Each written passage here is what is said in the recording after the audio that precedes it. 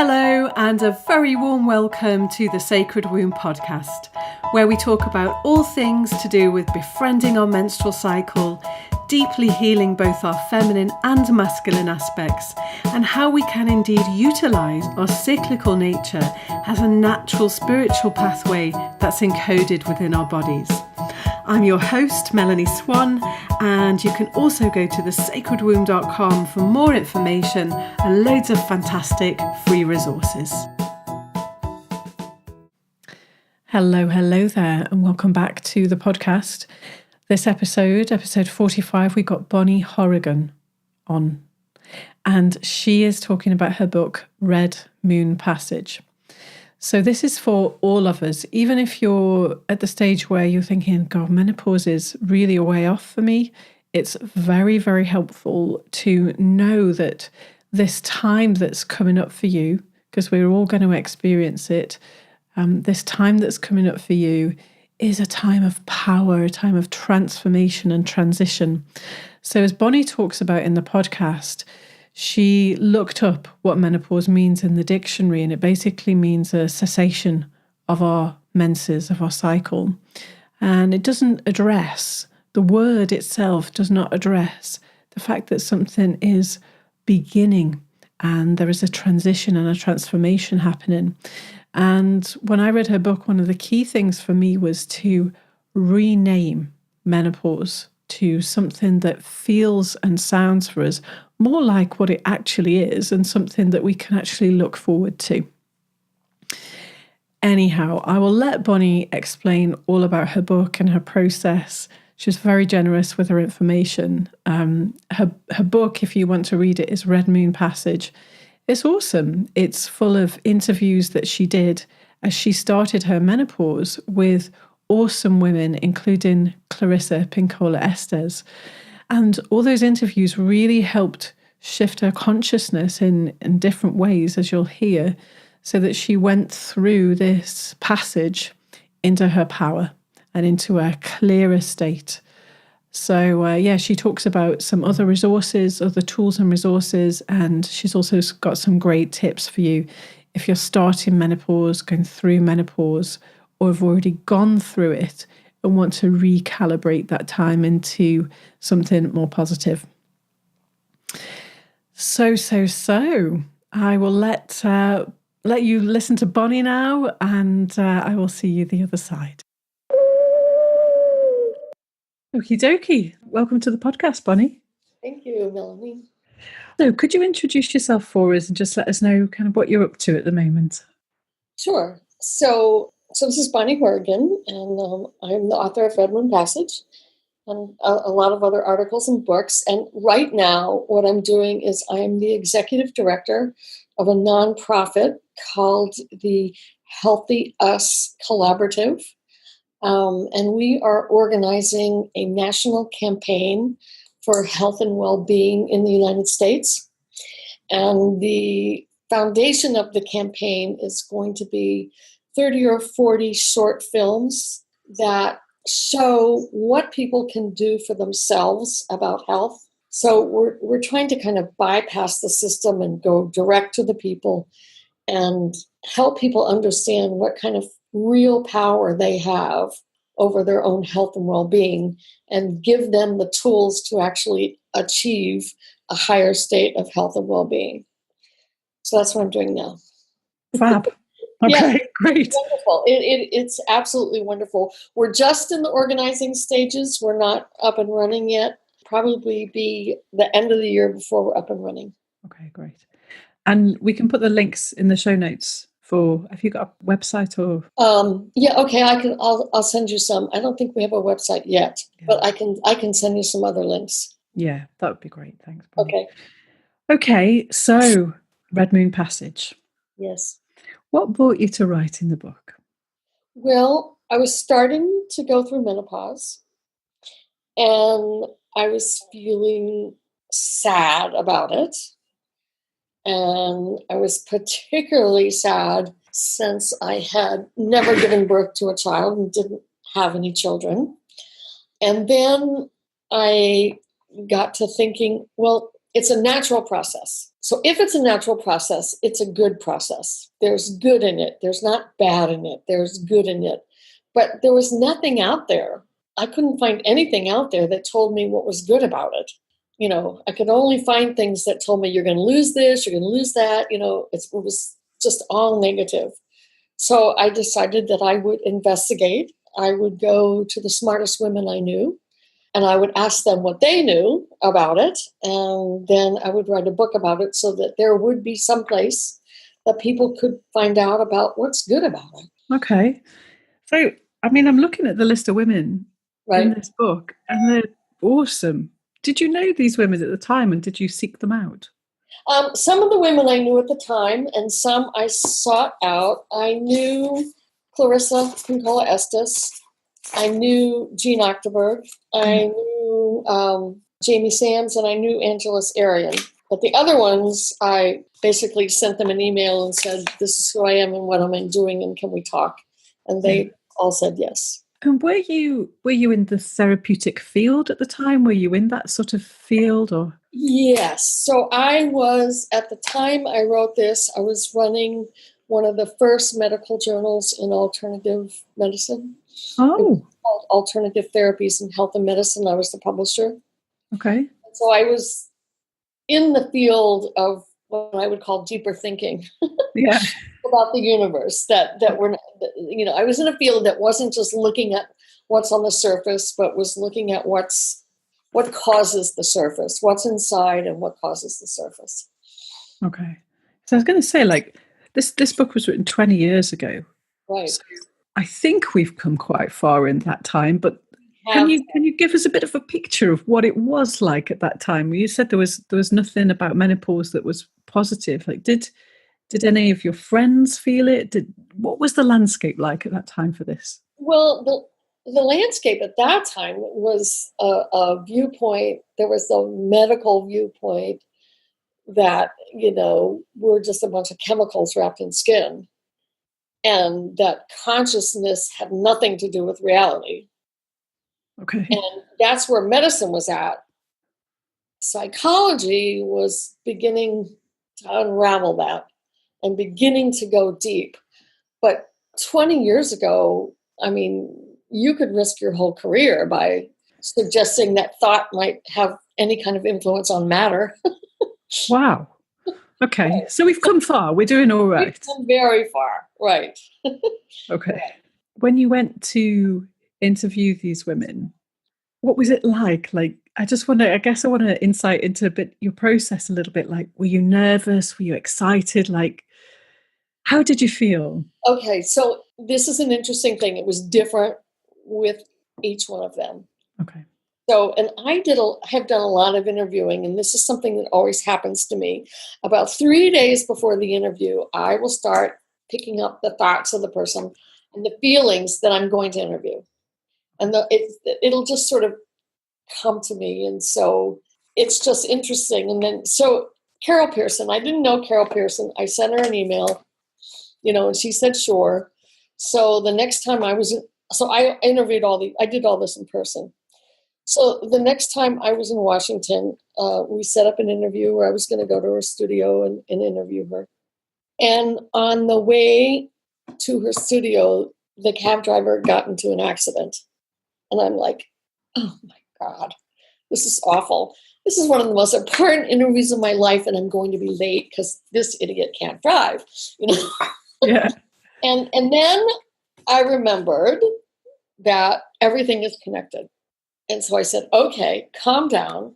Everything is connected. You're delayed. Maybe she's delayed. By the time I got to her office, she had in fact been delayed. She was still in a class. And I actually had to wait 10 more minutes before we could interview her. But it was a great example of everything is connected. And that we are not alone in this universe. We're connected to everything else in the universe. And if we pay attention to that, it makes the navigation of the universe easier. I read that bit it was in the first chapter about arriving and thinking, oh, I'm late. I just could really feel that. I thought, God, if that was me, I would feel it. Shit, God. I know. So that was a good example. So with each woman, it was different. When I went to interview Clarissa, I was just filled with love. But she's filled with love. So fantastic. Okay, so one of the things I love about the book is the introduction is very strong for me when I was reading it. It wasn't a little bit of history, it went straight in for me to what we call menopause shapes its experience. Right.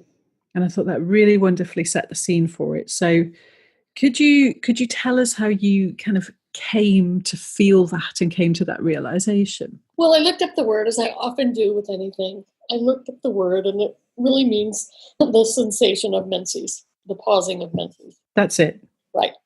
And I thought, well, again, that's a negative. That's something that's ending. It's not addressing what is beginning. And it's also not addressing the fact that there's a transition and a transformation that's happening, because we go from we physically go from one state to another state physically. But if we make that transition deeper, we can go from one state mentally and emotionally and consciousnly and spiritually to another state, a different state.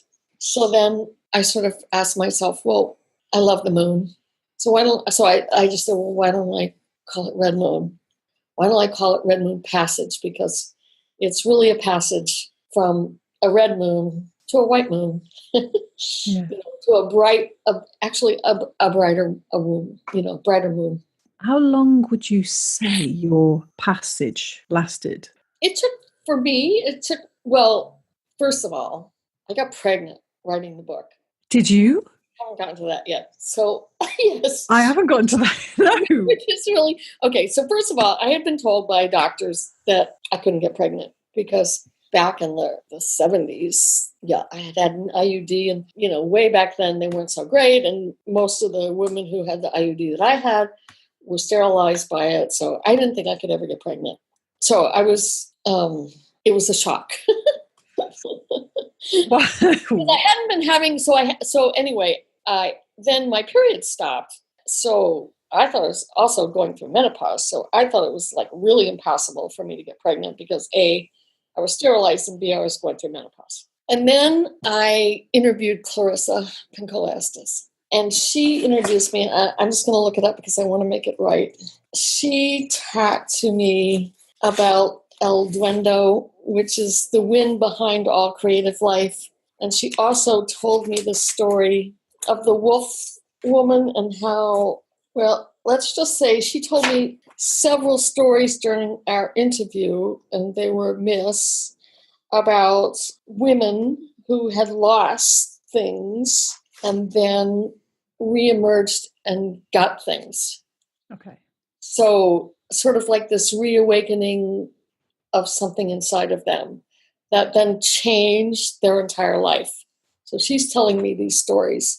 And sitting there talking to her, I just simply had the idea that I could get pregnant. It wasn't that I couldn't get pregnant. I could get pregnant. I just thought I couldn't get pregnant. So that thought sort of blows away, not thinking about it too much. It was just a thought that came up in the interview process. And then, of course, she gives me this fabulous interview because she's fabulous.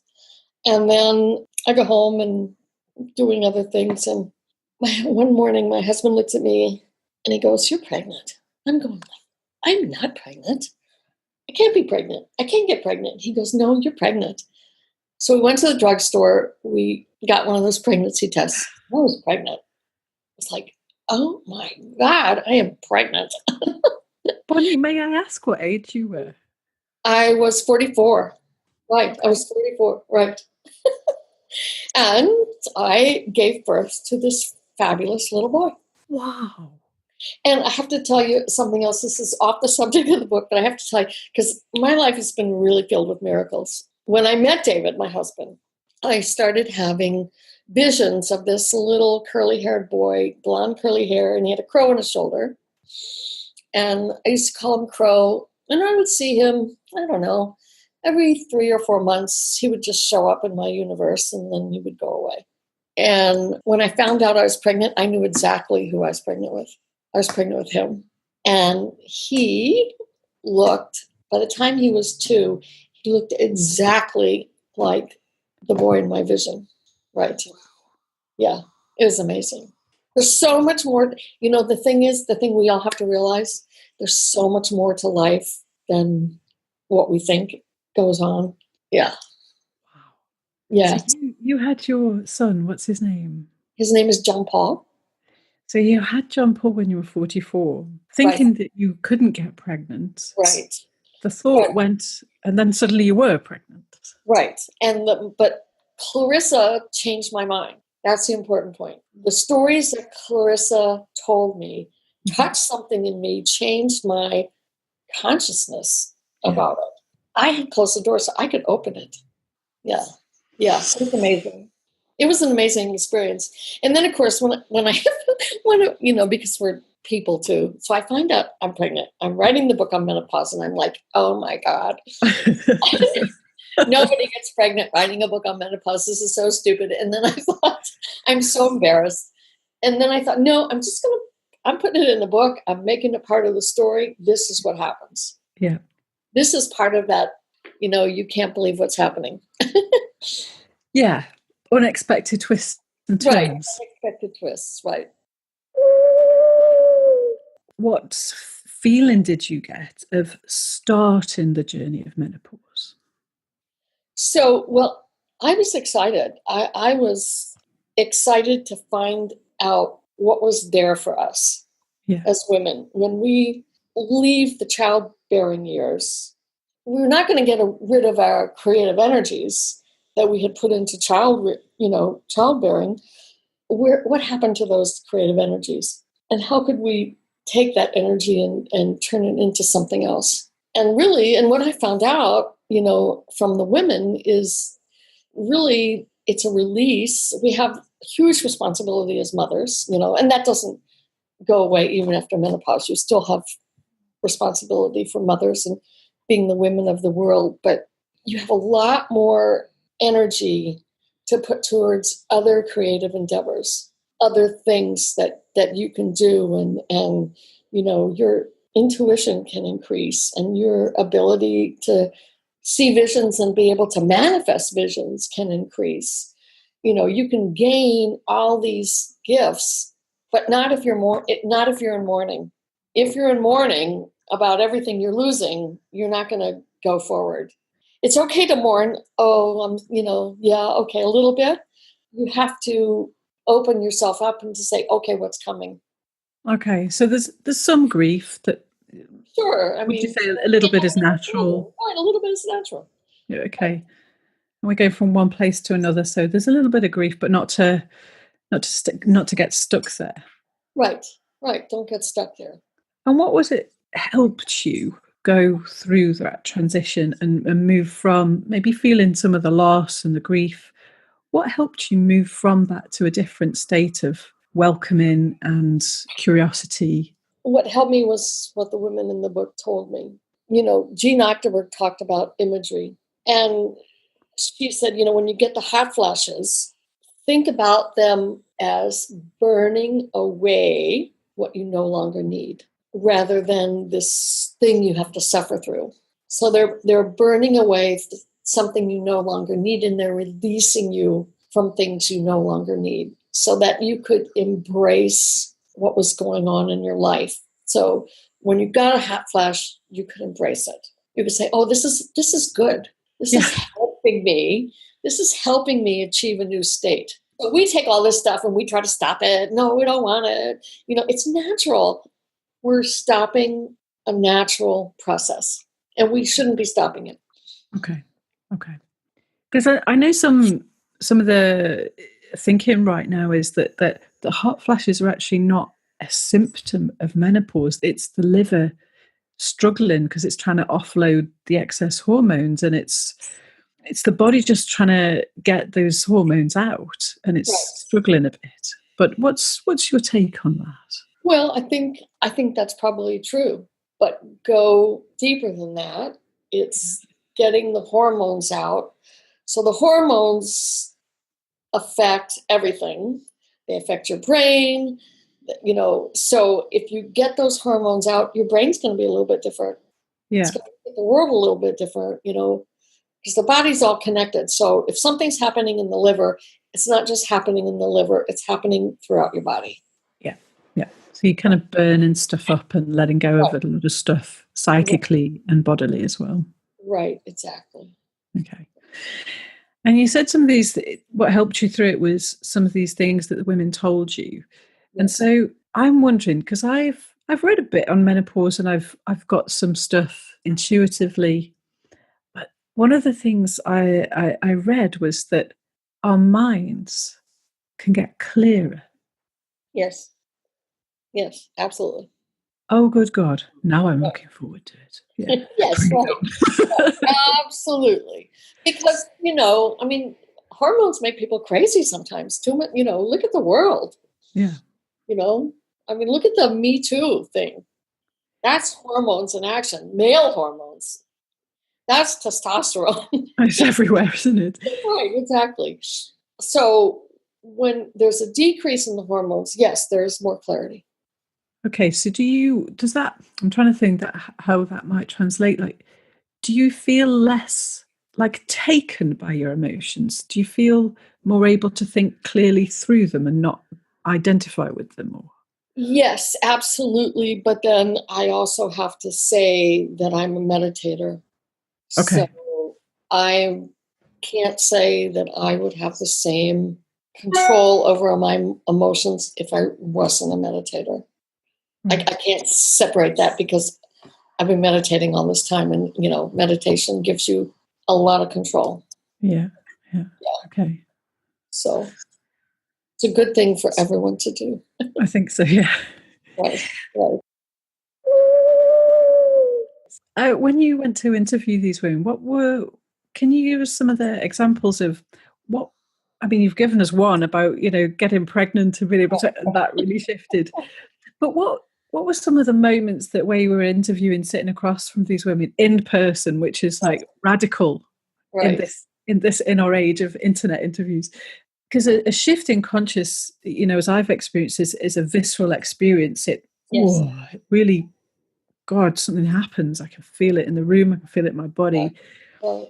Were there any other moments where you sat with some of these women and just went, "Whoa, yeah, poof"? Yes. Well, with Carol Pearson, when she was talking about, Carol Pearson was one of the people that changed my life. When I read her book, The Hero Within, it was just like, oh my God, she opened up this incredible world to me that I had known was there, but I hadn't been able to get to it. Right. You know what I mean? That book just opened the door, and I let it come in. I let all the archetypes come in. I let my awareness go there as to what was in play in my life. And then I can't go into it here because it's so big, but the book, if people want to read the book, The Hero Within by Carol Pearson, the book walks you down the path. It's really beautiful. And so when I was talking to Carol and we were talking about the archetype of the magician and how the magician is able to bring things into the world and manifest things in the world that weren't in the world, I got it, got that energy. It's just tingling all through my body, and it's like, oh my God. It's real, it's there, and I can access it. It's an energy that I can bring to me and access it. So that was one very powerful experience. Horrigan Allen, who was a Native American woman, and I went to Albuquerque, New Mexico to interview her. I was familiar with the fact that life can be a dream, that there's a dream nature. But Paula really brought home to me that we are the dream. It's not somebody else's dream. We are the dream. And so since we are the dreamer, we can change the dream.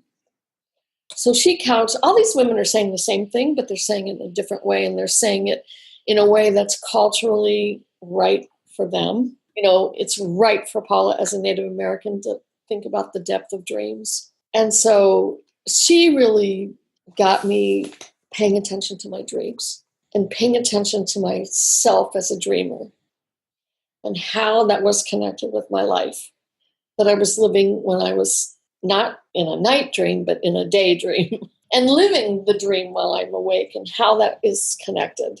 But the biggest point that she made for me was that I am the dreamer. Mm-hmm. And as the dreamer, I can change my mind about what I'm dreaming. So excellent. Yeah. So we're not stuck. We're never stuck. That's a relief to hear. Yeah. Right. We're never stuck. And did you find that through menopause, this is my sense of what it might the supporter might get, because seeing if it was your experience and trying to dig deeper on this, like, did you find there was an energy that came in almost like a change of gear in your psyche or in your spirit that helped shift you into a dreamer, a creator? Yes, there was. Yeah. But I was actively seeking that energy. So I think every woman has access to that energy, but you have to be open to it. You have to be paying attention on a deeper level as to what's happening. And it sounds like some of the practical things you did were pay attention to your dreams or meditate and have an awareness in daily life of how your thoughts, your feelings were weaving a reality, and you were... Right. And changing my thoughts. So every time I had a thought, oh, that can't happen, or this is the way it is, or anytime I had one of those limiting thoughts and I was being thoughtful and mindful about it, then I would recognize that it was a limiting thought. And I would recognize that I was thinking it. It wasn't some concrete reality out in the world. It was something that I was thinking. And because I was thinking it, I could think something differently. Okay, I understand that. And as the process of menopause happened and I don't know how it happened for you, did your bleeding gradually stop or did it just stop at one point? I had 2 periods after John Paul was born and that was it. Wow. Right. You really got him in close, huh? I got him in close. He snuck in under the wire. I was like, I've got 2 left. I better get in now. Right, exactly. Right, wow. Exactly. I bet he's pretty funky then. He's an amazing child. He's an old soul in a new body. Right. He's 24 now. So. Yeah. Wow. Right. Okay. Okay. Right. And did you feel there were, because I know Carol Pearson talked to you about different archetypes that come in at different points during the menopause. Right. And could you feel like distinct phases of those coming in, or did they come in one day and then another the next day, or were there kind of themes a bit like the menstrual cycle, really, this general phases? Right. So for me, it was more like aspects of my personality, because, we all are not just like one person, Mm-hmm. I'm one person at work and I'm a different person to my husband and I'm a different person to my son and, get me with my birth family and I'm an entirely different person. You know what I mean? I do. So it was more like watching what archetype was involved in what relationship. Okay. And then asking myself, was that really the best? Did I need to think about bringing some other archetype into a relationship? Because I think we all are all the archetypes. They're there. And different people bring out different archetypes. Yeah. Yeah. So that's how I would describe it. Okay. So it sounds to me like it's like a weaving of different parts of your psyche that would come in relationship to different people, different projects, different things.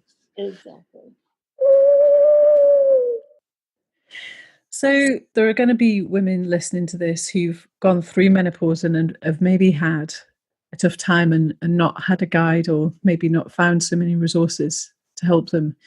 Is there anything that they can do that you could recommend that could help them sort of come to peace with their menopause, or do something that would help them feel like they've gone through a helpful transition?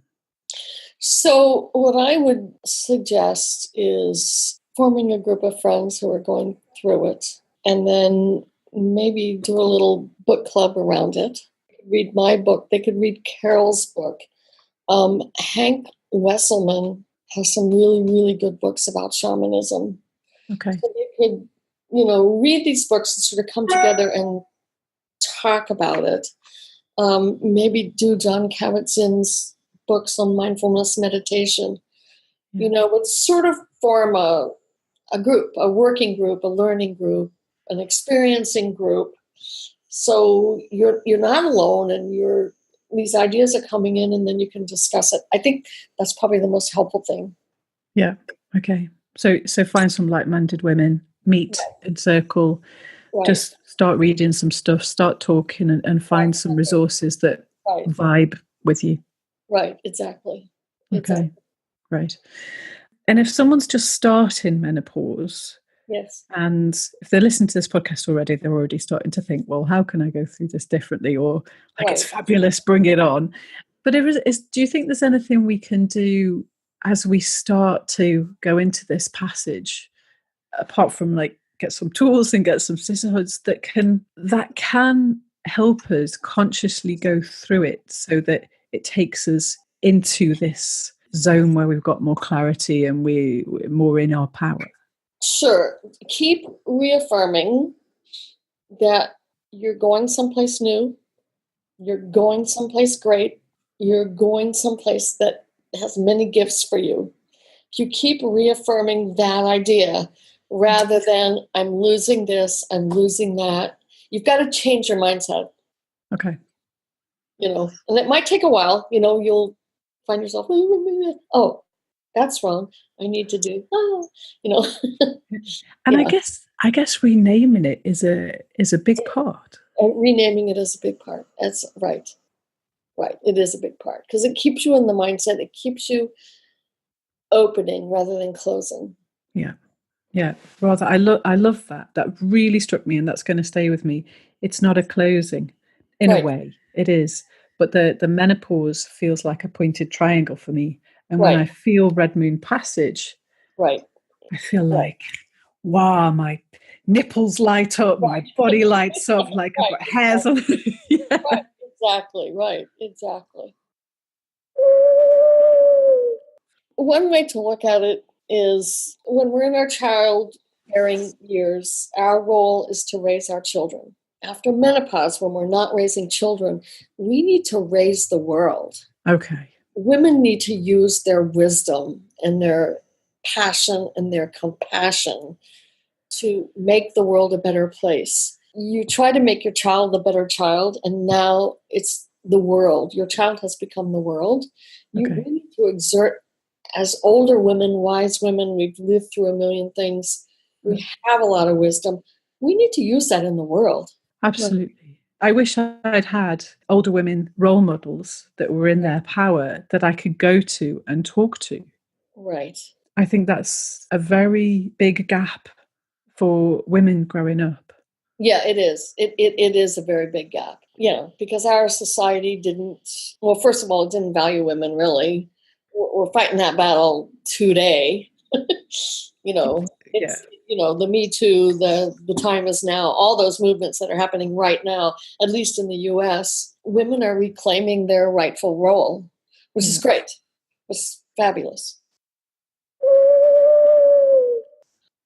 Thanks for writing your book. Thank you. It's my pleasure. Thank you for interviewing me. Good luck with the podcast. Thank you. It's a pleasure. And people want to get in touch with you or find out what you're doing. www.bonniehorrigan, BonnieHorrigan.com or www.horrigancorp.com, and that's HORRIGANCORP.com. Okay. I'll put all those links in the show notes so everyone can reach you. Okay. Great. Thanks so much. Okay, great. Thank you. All right. Thanks, Bonnie. Bye. So fantastic tips from Bonnie there. So just to summarize, firstly, rename menopause to something awesome so that when you say it, you can feel it in your cells and your body go, God, yeah, brilliant. All right, well, might not be the easiest time, but wow, yeah, I'm going to be transforming. I'm going to be ending something, but what's coming? What does the next chapter hold? So that's the first one. Second one is develop a solid practice. So be that meditation, mindfulness, shamanic journey, and whatever your flavor, just develop a solid practice that helps you really connect in with yourself on a daily basis. And a third one is to get talking to other women who are going through this and are supportive. So if you don't have anyone in your area, please do come and join the Sacred Womb private Facebook group and connect with women in there. There are over 1,000 women in there now. That's what the group is for you to talk to each other and support each other through cycle stuff, through menopause, whatever you're going to call it, through menarche. So yeah, please do come and join us. You're very, very welcome. Okie dokie. Well, that's all from me for today, and I will see you on the next episode.